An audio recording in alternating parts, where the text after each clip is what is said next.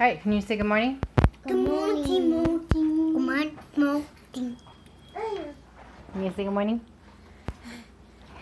Good morning. It's Romans 4 today. We have already got a large portion of the house picked up. There's still some things I need to do.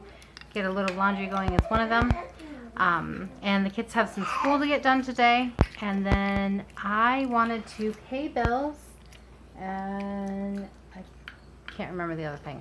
So hopefully I remember. But that's what the agenda is for today. Egg rolls is my plan for Josh's meal before work. His appetite is finally starting to return somewhat. But anyways, I digress. Romans 4. Hang on, let me give Winry this spoonful. There you go.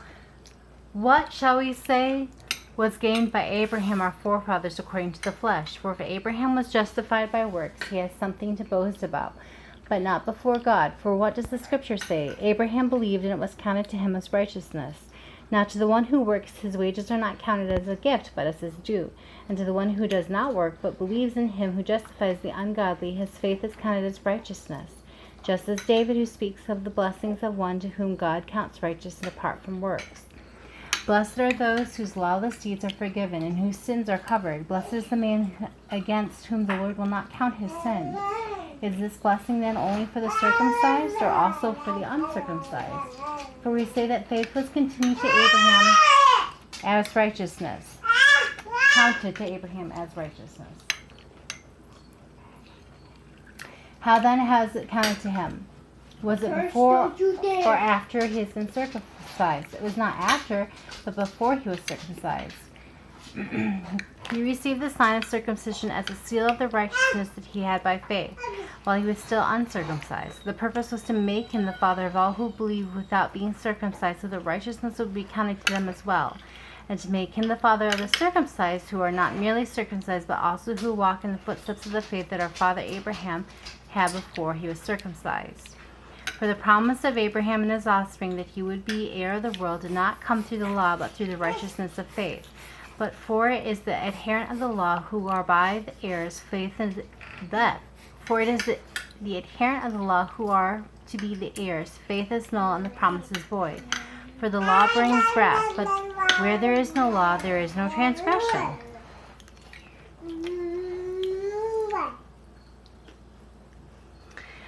That is why it depends on faith, in order that the promise may rest on grace and be guaranteed to all his offspring, not only to the adherent of the law, but also to the one who shares the faith of Abraham, who is the father of us all. As it is written, I have made you the father of many nations, in the presence of God in whom he believed, who gives life to the dead and calls into existence the things that do not exist. In hope he believes against hope that ye should bring the father of many nations, as he has been told.